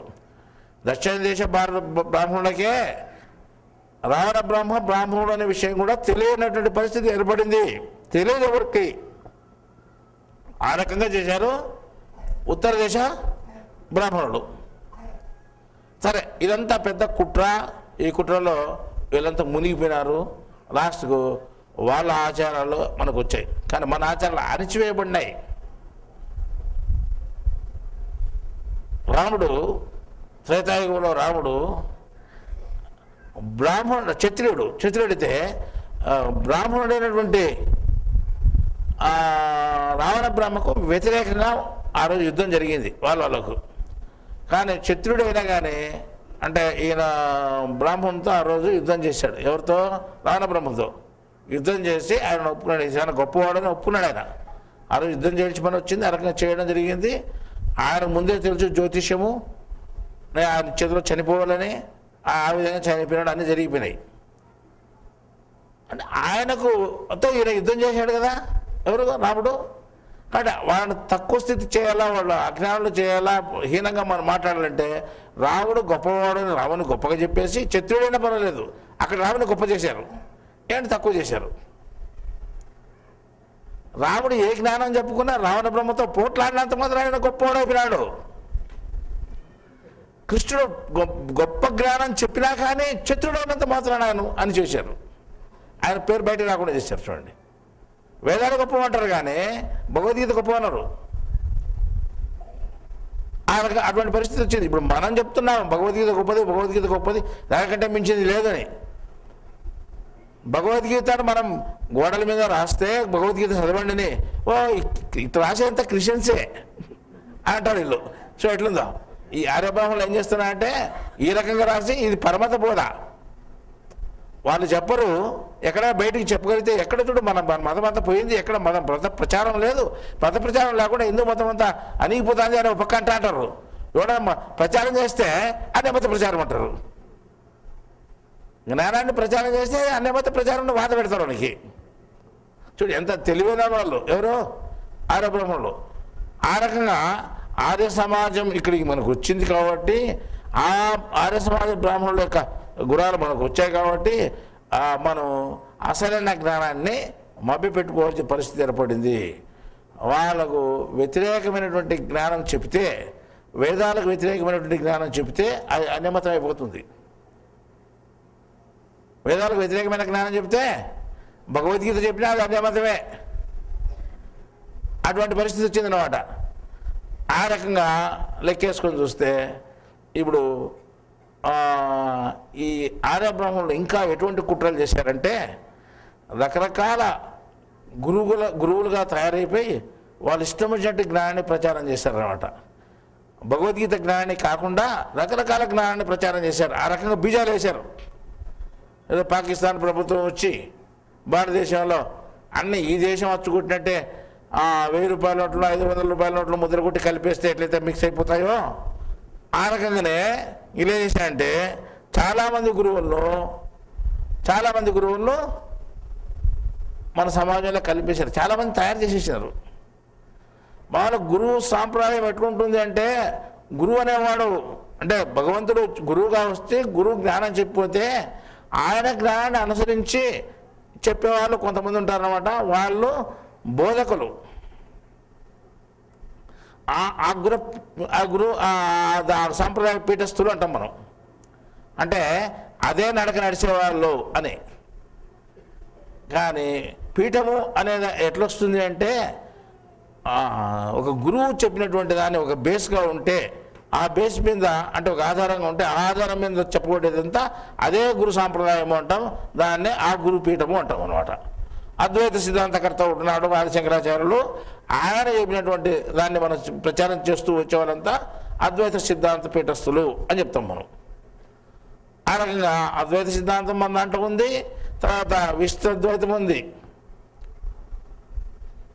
అరే ఏది ఇది కాకుండా అది కాకుండా ఏ సిద్ధాంతము కాకుండా ఇష్టం వచ్చినట్టు పీఠాలు పెట్టుకున్నారు కొంతమంది. ఏదో పీఠం పెట్టుకున్నారు, శ్రీ గురుపీఠం, శ్రీపీఠం, మా పీఠం, మాతాపీఠం, పీతాపీఠం, రకరకాల పీఠాలు, అన్ని పీఠాలే. ఏం పీఠం? పీఠం అంటే అయిపోయి దానికి ఎవరో తోకబెట్టి ముందర వెనకాల పీఠం అంటే అయిపోయా, ఓ వేసుకుంటే అయిపోయా. అంతా సత్సాంప్రదాయం ప్రకారం, జ్ఞానం ప్రకారము, దక్షిణ భారతదేశంలో జ్ఞానం ఉత్పత్తి అయిన ప్రకారము, దేవుడు చెప్పిన జ్ఞానం ప్రకారం విభూతి రేఖలకు అర్థం ఉంది. విభూతి రేఖలకు సంపూర్ణమైన జ్ఞానము లెక్కలో అర్థం ఉంది. నామానికి అర్థం ఉంది, 3 నామాలకు అర్థం ఉంది. నామాలకు అర్థం ఉంది, విభూతి రేఖలకు అర్థం ఉంది.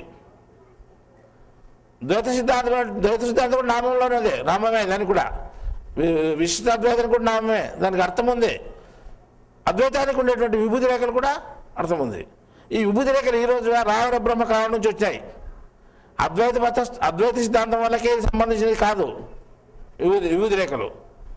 విభూతి రేఖలు అద్వైత సిద్ధాంతం వాళ్ళు పెట్టినంత మాత్రం అద్వైత సిద్ధాంతానికి సంబంధించింది కాదు విభూతి. ఇది మొదటి నుంచి కృతయుగం నుంచి ఉన్నాయి విభూతి రేఖలు అనేవి. ఇవి జ్ఞాన పరంపరగా వచ్చినటువంటివి. విభూతి కానీ నామం కానీ. ఈరోజు ప్రత్యేకంగా మనం 3 చక్రాల గురించి చెప్తున్నాము.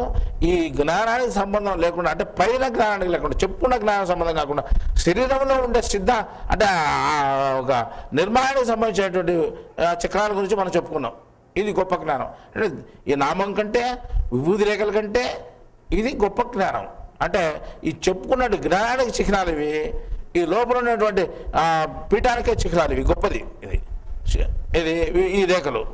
కానీ విభూతి కాకుండా, ఆ నామము కాకుండా కొంతమంది గంధం బొట్టు పెట్టుకునే వాళ్ళు ఉన్నారు, ఇంకో బొట్టు పెట్టుకునే వాళ్ళు ఉన్నారు, రకరకాల బొట్లు పెట్టుకునే వాళ్ళు ఉన్నారు. వీళ్ళంతా ఏరు అంటే దీనికి అర్థమే లేదు. చరిత్రలో ఏమాత్రం సంబంధం లేనివి, ఆధ్యాత్మిక విద్య సంబంధం లేనటువంటివి. లేదా ఒక పీఠం పేరు పెట్టుకునేది, నా పీఠం, నీ పీఠం, ఏదో పీఠం. ఒక 2 అక్షరాలు 1 అక్షరం పెట్టుకున్నా కూడా పీఠమే పెట్టి దానికి ఒక బొట్టు పెట్టుకుంటే సపరేట్గా. ఏది ఈ విభూది పెడితే వాళ్ళకి కలిసిపోతాం, నామం పెడితే వీళ్ళకి కలిసిపోతాం.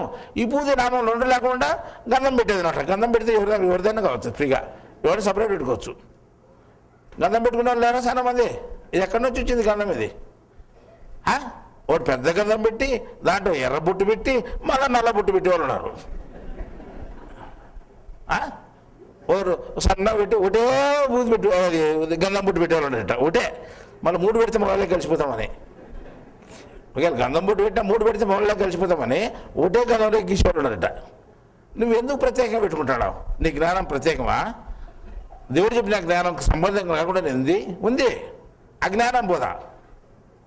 తెలివిగా మాట్లాడతారు. తెలివి ఉంది నీకు. మనం బుద్ధి ఎక్కువ, ఇంతకుముందు చెప్పాం. బుద్ధి ఎక్కువ ఉంది. దాని గురించి ఏదో రకంగా చెప్తారు. నేను టీవీలో వచ్చింది మళ్ళా ఇంతమంది అంటే హిందూ మతం క్షీణించిపోతుంది, పరమతాల నుంచి కలుపుకుంటున్నాయి, బలవంతంగా మత మార్పిడులు చేస్తా అంటే బలవంతంగా ఎందుకు చేస్తారు? ఎవరైనా చేస్తే ఇష్టమంటే పోతారు, లేకపోతే లేదు. బలవంత మార్పిడులు చేస్తున్నారు అని అంటే సరే, మార్పులు జరగకోకుండా చాలా రకాల హిందూ మతంలో చాలా పీఠాలు ఉన్నాయి, చాలా సంఘాలు ఉన్నాయి. మళ్ళీ కొత్త సంఘం ఒకటి వచ్చింది ఇప్పుడు నిన్న ఇప్పుడు హిందూ రక్షణ వేదిక. అన్నీ ఉంటే మళ్ళీ ఇదెందుకు వేదిక? ఒకటి నాకు ఒక జెండా ఉండాలని, రాజకీయం జెండా, నేను ఒక పేరు కావాలని, నేను ఒకటి సంపాదించుకోవాలని. మీరు సర్వనాశనం చేసేది మీరే. హిందూ మతాన్ని సర్వనాశనం చేసేది మీరే. అడుగుతున్నారు మిగతా వాళ్ళంతా ఎందుకు పోతే హిందూ మతం ఎందుకు క్షీణించిపోతా ఉంది? ఎందుకు అంటే మీరు సక్రమంగా లేకుండా మీరు దూరంగా ఉండండి, మేము దూరంగా ఉండాలా, మీరు నన్ను అంటకూడదు ముట్టకూడదు అంటా అంటే ప్రసాదం ఇచ్చిన పైనుంచి వేస్తారు, తీర్థం వేసిన పైనుంచి వేస్తారు. ఈ రకంగా ఉండేదాని వల్ల, ఈ భేదాభిప్రాయాలు ఉండేదాని వల్ల, మీరు వేరు మేము వేరు అని ఆధిపత్యం ఉండేదాని వల్ల వాళ్ళంతా మిగతా వాళ్ళంతా దాంట్లోకి పోతున్నారు. అంత సమానం ఉంటే సరిపోదా? సమానం ఉంటే సరిపోతా కదా? లేదు, మేము సమానం కాదు అంటున్నారు. మేము ఎర్రగుడ్డలు వేసుకొని ముసుగేసుకొని మేము సపరేట్గా ఉంటాం. మీరంతా సపరేట్, మేమంతా సపరేట్ అంటే ఎట్లుంటారు? వాళ్ళు సపరేట్ అయిపోతారు. మేమంతా కలిసిపోతే సరిపోతా? కృష్ణుడు ఆపోతే భగవద్గీత చెప్పాడు, ఆయన కలిసిపోలేదు అందరిలో. ఆయన సపరేట్ కట్టబట్టుకుని తిరిగినాడా? సపరేట్ వేసి వేసుకున్నాడా? ఏం లేదు కదా. మరి అటు పోయి కలిసిపోవచ్చు కదా. అయిపోద్దు అందరిలో ఆదరిస్తున్నాను అంటే మేము ఆదరిస్తున్నానంటే నువ్వు సపరేట్ గుడ్డలు వేసుకోండి, నీకు ఎందుకు వస్తాను దగ్గరికి? సపరేట్ వేషం వేసుకోనండి కూర్చోంటే నేను ప్రత్యేకంగా నన్ను ముట్టకూడదు, తాగకూడదు, దూరం గాలి తగలకూడదు అంటాను. ఆ రకంగా అనేప్పుడు ఎట్లా వస్తారు మీ దగ్గరికి? అందువల్ల హిందూ మతం నాశనం అవుతుంది అని చెప్తే దానికి లేదు మేము అందరినీ కలుపుకుంటాం అంటే ఎక్కడ కలుపుకుంటారు? నానా రకాల కులాలు పెట్టి, పెద్ద కులం చిన్న కులం పెట్టి, చిన్న కులం పెద్ద కులం కొట్టుకూడదు, ఆ పెద్ద కులం ఇంకో పెద్ద కులం ముట్టుకోకూడదు, ఒకరిని కూడా ముట్టుకోకూడదు అని పెట్టుకున్నారు పేర్లు. ముట్టుకోకూడదు అంటే మాకేం పని, అంతా ముట్టుకునే వాళ్ళు లాంటికి పోతారని వాళ్ళు పోతున్నారు. ఈ రకంగా ఈ హిందూ మతం క్షీణించిపోవడం దీనివల్లే కదా క్షీణించిపోతాండేది అని కొంతమంది అడుగుతున్నారు. వాస్తవమే. ఆ రకంగా పోతే ఈ హిందూ మతాన్ని క్షీణించిపోతారు ఎవరు చేస్తున్నారంటే ఈ స్వామీజీలే ముఖ్యంగా చేస్తున్నది. ఈ రకంగా చేసిన వల్ల హిందూ మతం క్షీణించిపోయింది. అసలు దీని పేరు ఈ హిందూ మతం కానే కాదు, అచ్చు ఈతో మొదలైనటువంటి హిందూ మతం దీని పేరు అని మేము చెప్తే మీరు ఇది ఏ రకంగా బోధిస్తున్నారో మతానే మార్చేస్తున్నారు. మీరు సపరేట్ మతం మీరు పెట్టుకుంటున్నారు. హిందూ అనే అచ్చు హల్లు హీ తీసేసి అచ్చు ఈ పెడతారా మీరు పరమతాన్ని బోధిస్తున్నారు అని చెప్తే ఎవరేం చేస్తారు? దీనికి అర్థం లేదు నాయన, ఉండేది తెలుగు పదం డిక్షనరీలోనే తెలుగులోనే ఈ హీ అనేదానికే అర్థం, హిందూ అనేదానికే లేనే లేదు. అచ్యుత మొదలైన హిందూ అంటే జ్ఞానే అర్థము. ఇది జ్ఞానం కలిగిన దేశం కాబట్టి హిందువుల దేశం అని పూర్వం పేరు వచ్చింది. జ్ఞాన మతం కాబట్టి హిందువుల మతం అని పేరు వచ్చింది అని పేరు చెప్తే లేదు, మేము మొదటి ఉంటే అలవాటు ఏది ఉంటే అదే కావాలంటారు. అలవాటు ప్రకారం నువ్వు అంటే దానికి ఏమైనా అర్థం ఉందా అంటే అర్థం లేదు. ఏ అర్థం దీనికి ఉండేది అంటే పనికిమాల అర్థం ఉంది కాబట్టి ఈ అర్థం ఉండే పేరు మనం పట్టుకోకూడదు. దేవుడు చెప్పినటువంటి జ్ఞానాన్ని మనం చెప్పుకుంటే, కృష్ణుడు చెప్పినట్టు భగవద్గీత ప్రకారం పోతే మనమంతా హిందువులము కాబట్టి అంటే హిందువుల జ్ఞానం మనం తెలుసుకుందాం ఈ రోజు నుండి చెబుతూ ఇంతటితో ఈ సమావేశాన్ని ముగిస్తున్నాను.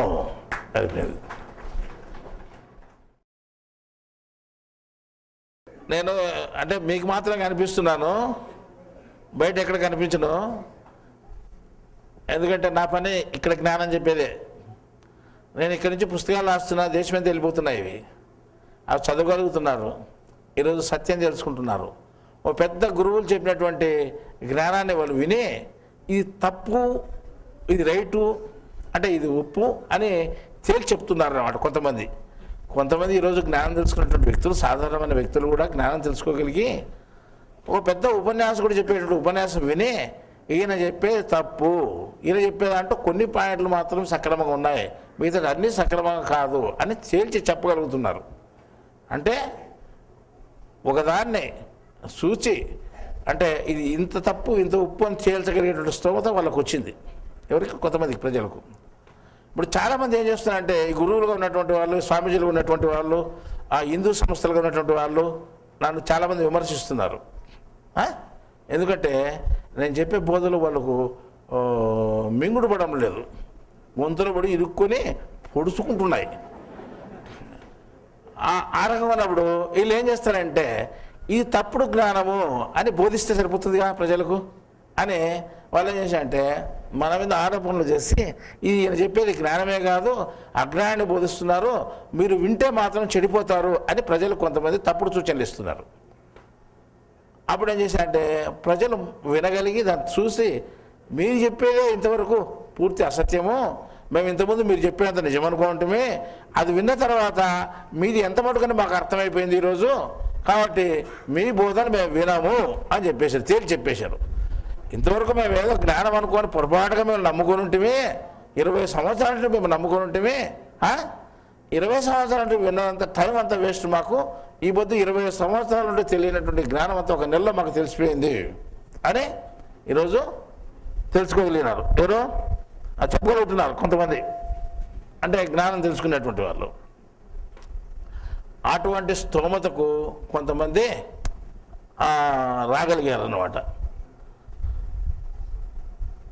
తర్వాత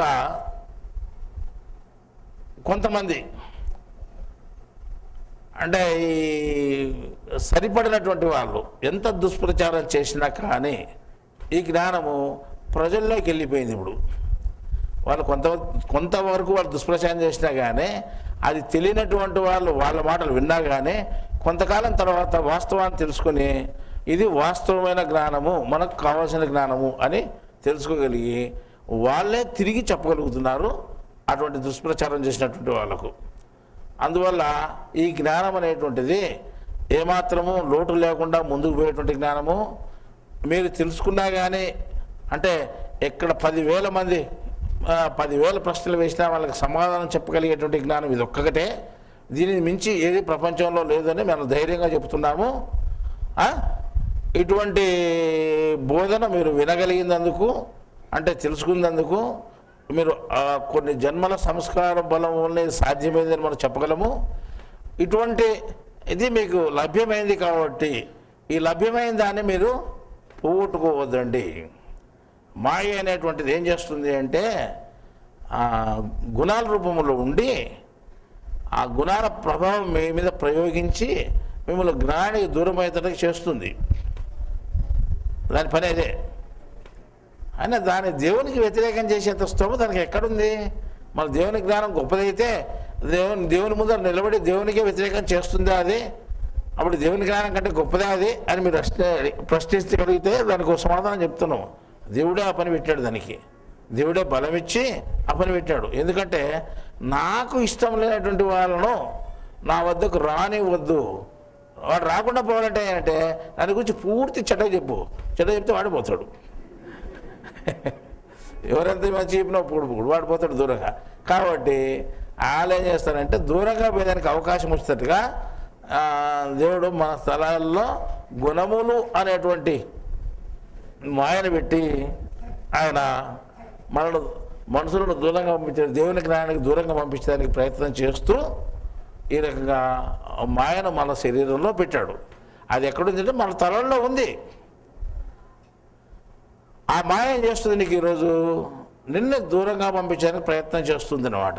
ఆ ప్రయత్నంలో భాగంగా ఉండేటువంటివే ఈరోజు ఎంతోమంది స్వామీజీలు, ఎన్నో సంఘాలు ఇవన్నీ ఏం చేస్తున్నాయంటే నీది సక్రమైన మార్గము, అని చెప్తూ నీది సక్రమైన మార్గం అని చెప్తూ వాళ్ళది సరైన మార్గం కాదు అని మీకు తెలియజేస్తాయి. ఇప్పుడు ఈ జ్ఞానం మీకు వంట పట్టకూడదు అనుకోండి, మీకు తెలియకూడదు, ఈ జ్ఞానం మీకు అర్హులు కాదు, అటువంటి శ్రద్ధ లేదు, మీకు తెలుసుకునే శ్రద్ధ లేదు. శ్రద్ధ లేనప్పుడు మీకు అంత సులభంగా ఎందుకు దొరుకుతుంది? దొరకకూడదు.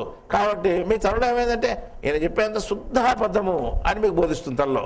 అప్పుడు ఏమవుతాయంటే ఇదెందుకు మనకు అదే మేలు, అటుకి పోతే మనకి ఏదో ఒకటి ఆయన అట్లంటే ఇట్లా వస్తుంది మనకు అనుకొని పోతానట. అట్లంటే ఇట్లా వస్తే నీకెంత అట్లా వస్తుంది, మళ్ళీ అట్టే పోతుంది. అది నీ వెంట వచ్చేది కాదు. అది అంటే నీకు జన్మజన్మలకు వచ్చేటువంటి జ్ఞానం. ఇది జ్ఞానం నీ వెంట వస్తుంది, జీవుని వెంట వస్తుంది. పాపుణ్యాలు ఏ విధంగా వస్తున్నా పాపుణ్యాలు కాల్చేటువంటి జ్ఞానం కూడా నీ వెంట వస్తుంది. ఇది వెంట వచ్చేటువంటి జ్ఞానం. నువ్వు చనిపోయినానే వెంట వస్తుంది. అదే ఈరోజు చిన్నపిల్లలు పుడుతున్నారు, పుట్టి వాళ్ళు విశేషమైన జ్ఞానం కలిగి పుడుతున్నారు. అప్పుడుంటే వాళ్ళు కొత్తగా నేర్చుకోలేదు, అక్కడంటే పుట్టుకలోనే స్టార్ట్ అయింది జ్ఞానం.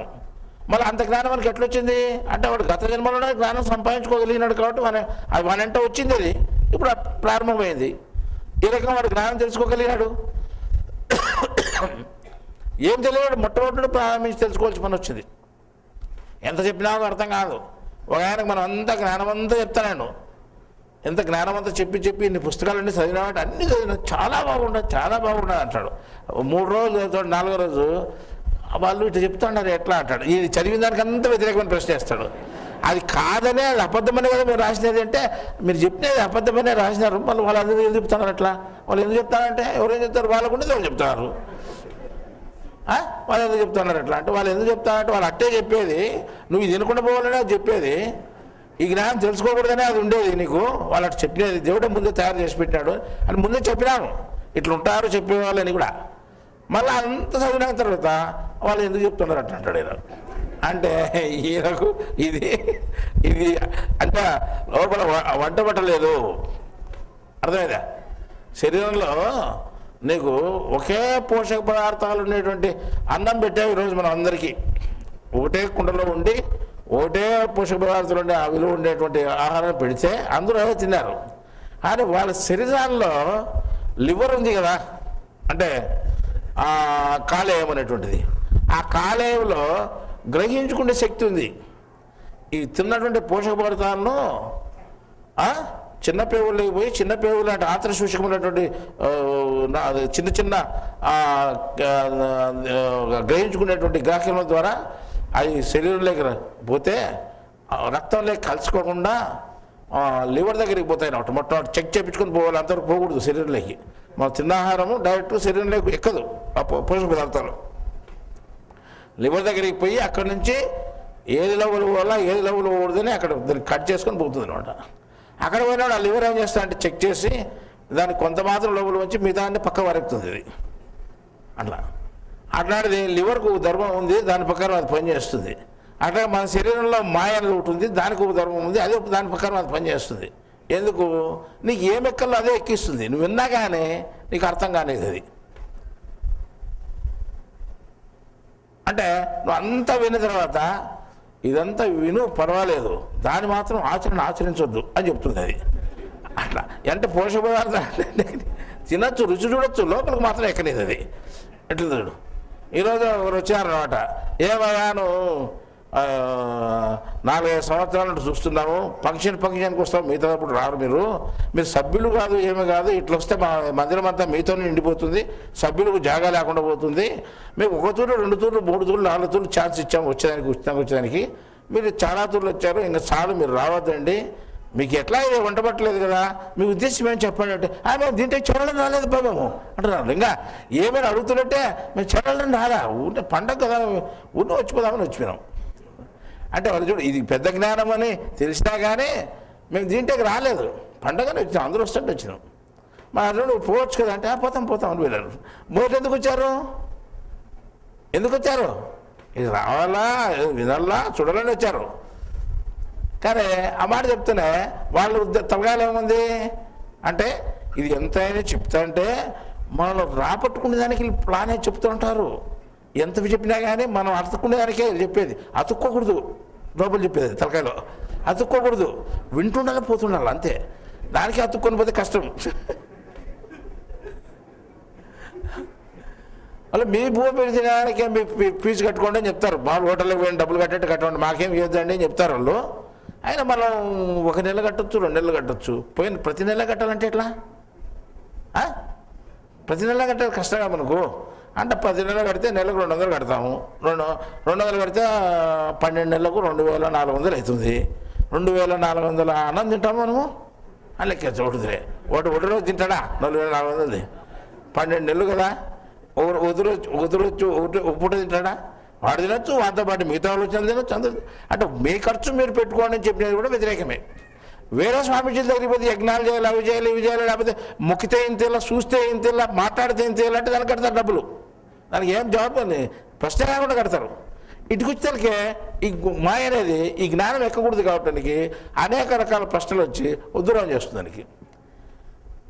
మీకు తెలుసు ఇది ఇంతవరకు ప్రపంచంలో ఎవరు చెప్పినటువంటి జ్ఞానం అని మీకు తెలుసు.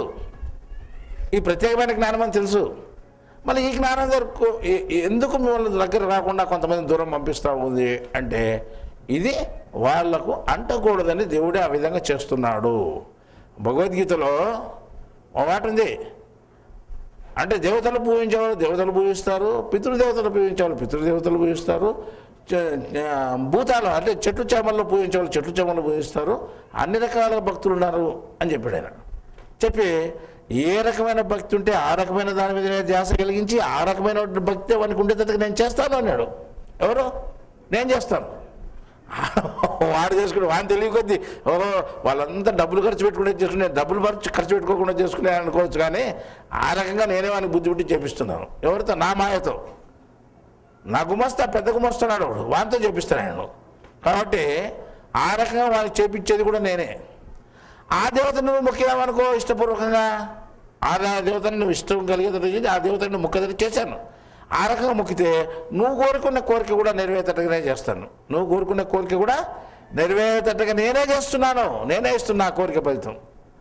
ఆ కోరికను నేనే నెరవేరుస్తున్నాను. ఎందుకు? నువ్వు ఆ దేవత అంటూ ఉండాలా. నువ్వు ఆ కోరిక నెరవేరితే ఆ కోరిక నెరవేర్చి ఈ దేవతే నీకు నమ్మకం కలుగుతుంది. ఆ దేవతను నువ్వు పట్టుకుంటున్నావు. నువ్వు నా వరకు రావు, ఇంకా రాకూడదు. ఒక స్వామీజీ దగ్గరికి పోతావు, పాదాలు పట్టుకుంటే 10,000 వచ్చాయి నీకు. ముక్కితే 10,000 వచ్చినాయి, ఇంటి దగ్గర లాభం. బాబా అటు పోయి ఒక తూరు ముక్కొని వస్తాను 10,000 వచ్చినాయి ఆయనడు. ఇంకోతరు పోయినావు 1,00,000 రూపాయలు వచ్చినాయి. ఇంకోతరు పోయినా 10 లక్షలు వచ్చినాయి. ఇంకోతరు 1 కోటి రూపాయలు వచ్చినాయి. పెద్ద షావుకారుని అయిపోయినా. ఈయన ప్రత్యక్ష దైవం. ఈయన దగ్గరికి పోతే మనకు అంతా లాభమే, సంసారం అంతా ఏ సమస్య లేకుండా మనకు తెలిసిపోతున్నాయి. ఇంతకంటే దేవుడే లేడు అని అడుగుతున్నాడు. అంతకంటే దేవుడు లేడు అని అనిపిస్తున్నాడు. ఎవరు ఆ లాభం కలిగించే దేవుడు? అసలైన దేవుడు. అసలైన దేవుడు పోకుండా ఈ దేవుని కనపరిచేట్టు చేశాడు నిన్ను. అర్థమైందా? ఎంత పెద్ద ప్లాన్. అప్పుడు ఆ దేవుని గురించి అనుకో. ప్రపంచం అంతా విశ్వవ్యాప్తంగా ఉండే దేవుని గురించి అనుకోవు. నువ్వు అనుకోకుండా ఉండాలని ఈ దేవుడే నీకు పెద్దగా కనిపించేట్టు చేశాడు ఆ దేవుడు. అర్థమైందా? నువ్వు నా తెలివి పెద్దది అనుకుంటున్నావు. నీ తెలివి పెద్దది కాదు. నీకు తెలివి ఇచ్చినది కూడా దేవుడే.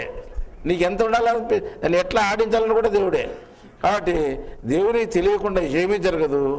దేవుడే నేను నడిపిస్తున్నాడు. నువ్వేం చేస్తావంటే దేవుని కూడా నేను మోసం చేయగలుగుతున్నాను. వాళ్ళ దేవుడు 100 తూర్లు ముక్తే కూడా ఫలితం వచ్చి దక్కేది చాలా కష్టం. మేము అనుకున్న దేవుని దగ్గర పోతే ఉతురు ముక్తే ఫలితం వస్తుంది. చూడు ఎంత బాగా తెలివిగా నేను చేసుకుంటాను అనుకుంటారు. కానీ ఆ తెలివిని నీకు ఇచ్చి ఆ రకంగా చేయించేది కూడా దేవుడే. కానీ ఏమీ తెలియకుండా ఏమీ రాకుండా నష్టాన్ని కలిగేసి జ్ఞానం చేసేది కూడా దేవుడే. పైన నష్టాన్ని కలిగిస్తున్నాడు, లోపల ఎక్కువ జ్ఞానాన్ని కలిగిస్తున్నాడు. అర్థమైందా? కొంతమందికి లోపల ఏ జ్ఞానం కలిగించకుండా పైన ఎక్కువ లాభం కలిగిస్తున్నాడు. వానికి వాడు పైన దొరికే లాభానికి వాడు పొంగిపోతున్నాడు. లోపల జ్ఞానం లభించడం అనుకోవడం లేదు. కొంతమంది అంతర్ముఖంగా దొరికేటువంటి లాభాన్ని చూసుకొని, అంటే జ్ఞానాన్ని చూసుకొని పైన కొన్ని కోట్లు వచ్చినా కానీ మనకి ఇటువంటి సుఖం దక్కదు అని వాళ్ళు దాని గురించి సంతోషపడుతున్నారు అన్నమాట. అటువంటి రుచి వాళ్ళే దొరికింది, ఇటువంటి రుచి ఇలా దొరికింది.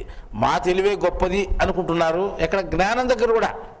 కానీ జ్ఞానం దగ్గర ఎవరు తెలివి గొప్పది కాదు. దేవుని దగ్గర దేవుడు ఇచ్చిన తెలివి గొప్పది నీకు. అంటే దీన్ని దేవుడు ఇచ్చి నిన్ను ఆ విధంగా నడిపిస్తున్నాడు. చూడండి ఎట్లా మనిషి ఎంత పొరపాటు పడుతున్నాడంటే, నేను ముందు కూడా చెప్పాను, తెలివి గొప్పది అనుకుంటున్నాడు మనిషి. నా తెలివి గొప్పదని.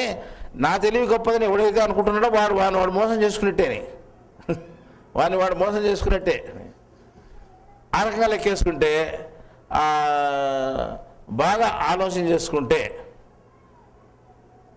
ఇప్పుడు తెలివి ఎక్కువ ఉండే వాళ్ళంతా నష్టపోతున్నారు. వారి ప్రపంచ విషయాలు ఎక్కువ తెలుస్తున్నాయి. ఒకవేళ తెలివి తక్కువ ఉండేవాడు ఎక్కువ లాభం పొందుతున్నాడు. వాడు చదువు రాదు నాకు అని వాడు అనుకుంటున్నాడు, నాకు జ్ఞానం వస్తుందా అనుకుంటున్నాడు. నేను తెలివి తక్కువ వాడిని, వాడు చాలా తెలివైనవాడు, వాడును వాళ్ళకంతా జ్ఞానం రాదు నాకు వస్తుంది అనుకుంటున్నాడు. వాడు ఒక్క తూరు చదివితే జ్ఞాపకం పెట్టుకొని శ్లోకం తక్కువ చెప్పగలుగుతున్నాడు. నాకు 100 తూళ్ళు అయినా శ్లోకం నోటికి రాదు, మళ్ళీ నాకేం జ్ఞానం వస్తుంది, నాకంటే గొప్ప జ్ఞానం వాడు అనుకుంటున్నాడు. శ్లోకం నోటికి వచ్చేది కాదు జ్ఞానం. నీకు దాని విషయం అర్థమైతే చాలు జ్ఞానం. అది చదువు రావాలనేం కాదు, విషయం అర్థమైతే చాలు నీ జ్ఞానం తెలుసుకునేట్టే. నువ్వు చెప్పాలని కాదు, జ్ఞాపకం పెట్టుకొని చెప్తేనే నువ్వు జ్ఞానమని కాదు, చెప్పకుండా నీకు అర్థమైతే చాలు అది జ్ఞానం వచ్చినట్టేనమాట. అందువల్ల నాకు చెప్పేస్తామో లేదనుకునే కొంతమంది, నాకు జ్ఞాపకం ఉండదు అనుకునే వాళ్ళు కొంతమంది, నాకు చదువు రాదు అనుకునే వాళ్ళు కొంతమంది ఉన్నా కానీ మీకు అటువంటి అనుమానాలు ఏమీ పెట్టుకోవాల్సిన పనే లేదు. బుద్ధి ఎక్కువ ఉన్నటువంటి వాళ్ళు చెప్పగలుగుతారు, బుద్ధి ఎక్కువ ఉన్నటువంటి వాళ్ళు జ్ఞాపకం పెట్టుకోగలుగుతారు, బుద్ధి ఎక్కువ ఉన్నటువంటి వాళ్ళు ఇంకో రకంగా ఎంతైనా మాట్లాడగలరు. కానీ వాళ్ళకంటే తెలుసుకునేవాడు గొప్ప. నువ్వు అర్థం చేసుకుంటే చాలా జ్ఞానం అది గొప్ప అని చెప్తున్నాము. కాబట్టి అటువంటి సంశయాలు ఏం పెట్టుకోకుండా మీరు, అంటే నేను తెలుసుకునే స్తోమత నాకు ఉంది అని అనుకొని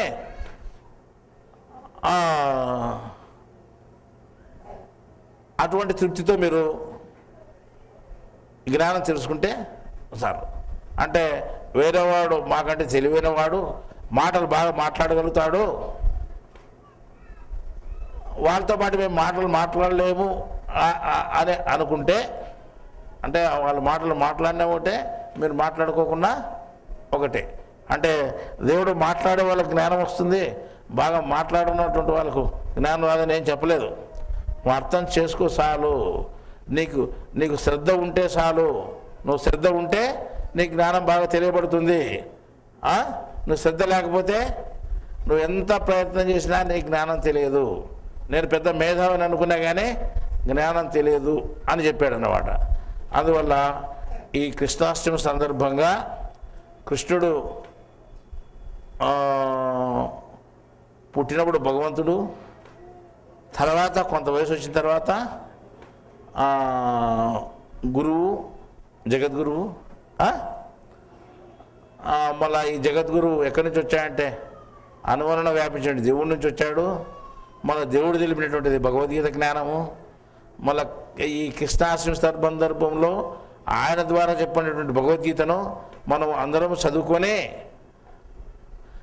వేదాల కంటే మించినది భగవద్గీతని, ఉపనిషత్తుల కంటే మించినది భగవద్గీతని, పురాణాల కంటే మించినది భగవద్గీతని, ఆ భగవద్గీతలో ఉండే సారాంశాన్ని తెలుసుకోగలిగితే తప్పనిసరిగా మోక్షం వస్తుందని, మోక్షం అంటే సంపూర్ణమైన జ్ఞానం తెలుసుకోవడమేని, సంపూర్ణమైన జ్ఞానం తెలుసుకొని దేవుని అర్థం చేసుకోగలిగితే ఈ మానవ శరీరంలో నువ్వు పుట్టుకోకుండా, ఇంకే శరీరంలోనూ నువ్వు పుట్టుకోకుండా అనువరణ వ్యాపించినటువంటి దేవుళ్ళనికి ఐక్యమైపోతావని మేము తెలియజేస్తున్నాం. అర్థమైందా? నువ్వు గురువుగా కావాలనే ప్రయత్నం చేయొద్దు. కొంతమంది చాలామంది ఇటుకు వచ్చిన మాటలు నేర్చుకోకపోతే ఇంకోసారి చెప్తే నేను గురువుని అవుతానని చాలామంది ప్రయత్నం చేస్తున్నారు. ఇక్కడ వింటూనే ఉండాలి. ఇది జ్ఞానం ఎన్ని రోజులకి అయిపోలే, ఓ 10 ఏళ్ళు వచ్చినా అయిపోలేదు. ఈ పొద్దుమూలు 15 సంవత్సరాలు పోయినా అయిపోలేదు. ఇంకెన్నేళ్ళు చెప్తున్నాడు, సాగదీసి చెప్తున్నాడు. కాబట్టి అంటే నేను బుక్కులోనే చెప్పలే. కాబట్టి ఎన్ని రోజులు ప్రయోజనం లేదు. కొంతమంది మానుకున్నారు, మధ్యలో మానుకొని వాళ్ళు ఏం చేసినారంటే గురువులు అయిపోయి కొంతమంది చెప్పని మొదలు పెట్టారు ఊరులు తిరిగి. ఈ జ్ఞానమే చెప్తున్నారు, గురువుల పేరు తెచ్చుకోవాలని వాళ్ళ సాగు.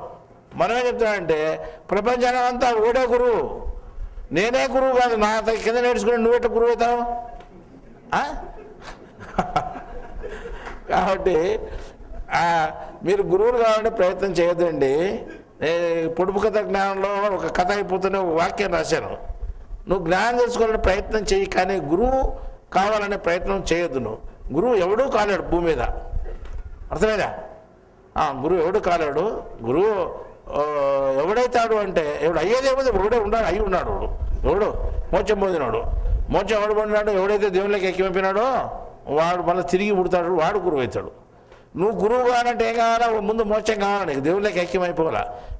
దేవుళ్ళకి ఐక్యమైన తర్వాత మళ్ళీ పుడతావు, అప్పుడు గురువు అవుతావు. అంతేగా. మోక్షం పొందినటువంటి వాడు తిరిగి ఎప్పుడైనా పుడతాడా అని ప్రశ్న వేసినావు జ్ఞాన పరీక్షలో. మోక్షం పొందినటువంటి వాడు తిరిగి పుట్టడు అని కదా మనం అంతా రాసుకోండిది, చదువుకోండిది. ఓ ప్రశ్న వేసినాం జ్ఞాన పరీక్షలో, ఏమని? మోక్షం పొందినటువంటి వాడు తిరిగి ఎప్పుడైనా పుడతాడా అని. అందరూ ఏం రాశారంటే పుట్టడు పుట్టడు పుట్టాడని రాశారు. మోక్షం పొందినట్టు దేవుళ్ళకి ఏకమవుతాడు, ఇంకా పుడతాడు పుట్టాడని రాశారు. మడినే తిరిగి ఎప్పుడైనా పుడతాడా అంటే పుడతాడు అని రాయాల. వాస్తవంగా ఎందుకు? జ్ఞానం చెప్పేదానికి భగవంతునిగా పుడతాడు కదా, వాడు దేవుడు అయిపోయినాడు కదా, దేవుడు మళ్ళీ భగవంతునిగా పుడతాడు కదా, పుట్టినప్పుడు పుట్టినట్టే కదా. కాబట్టి తిరిగి ఎప్పుడైనా పుడతా అంటే పుడతాడు, అప్పుడు గురువు అవుతాడు. పుడతానే గురువు కాడు. మళ్ళా కృష్ణుడు పుట్టాడు, పుడతానే గురువు అయినాడా? 90 సంవత్సరాలకి అయినాడు. అర్జునుడికి ఒకరికి చెప్పినా గురువు అయినాడు ఆయన. అర్థమైందా? ఆ రకంగా నువ్వు గురువు అందరికీ చెప్పాల్సి, ఊరందరికీ చెప్పాల్సి పని లేదు. ఒక్కరికి చెప్పినా గురువు అవుతావు నువ్వు. టైం పడుతుంది నీకు. అంటే నువ్వు మోక్షం పొంది తిరిగి పుట్టాల. మామూలుగా ఊర్లంబడి తిరిగి ఉపదేశించుకుంటూ పోతే గురువు కావు నువ్వు. కొంతమంది అదే పని ఊర్లు తిరిగి శిష్యులు చేసుకుంటూ పోతారు, సంఖ్య పెంచుకుంటూ. వీళ్ళే పోతున్నారు, వాళ్ళే వెతుక్కుంటూ రావాల్సిన పనిలో శిష్యులు. వీళ్ళే పోయి గాలం వేసి ఊర్లో అంతా తీసుకోండి ఉపదేశం అని ఇల్లు తిరిగి ఉపదేశం ఇస్తున్నారు, గురువులు అనిపించుకుంటున్నారు. అంతా గురువులు గారు. కానీ వాస్తవంగా నువ్వు జ్ఞానం తెలుసుకో, నువ్వు అటువంటి హోదా నీకు వస్తుంది. అందువల్ల ఈ కృష్ణాష్టమి సందర్భం ఏం చెప్తున్నానంటే, కృష్ణుడు చెప్పిన జ్ఞానం తెలుసుకోండి, మీ జీవితాలను సక్రమంగా మలుచుకోండి, మోక్షాన్ని పొందండి అని చెప్తూ మరో ఇంకో మాట, మొదటి తూరు సాధించాం, రెండో తూరు సాధిస్తున్నప్పుడు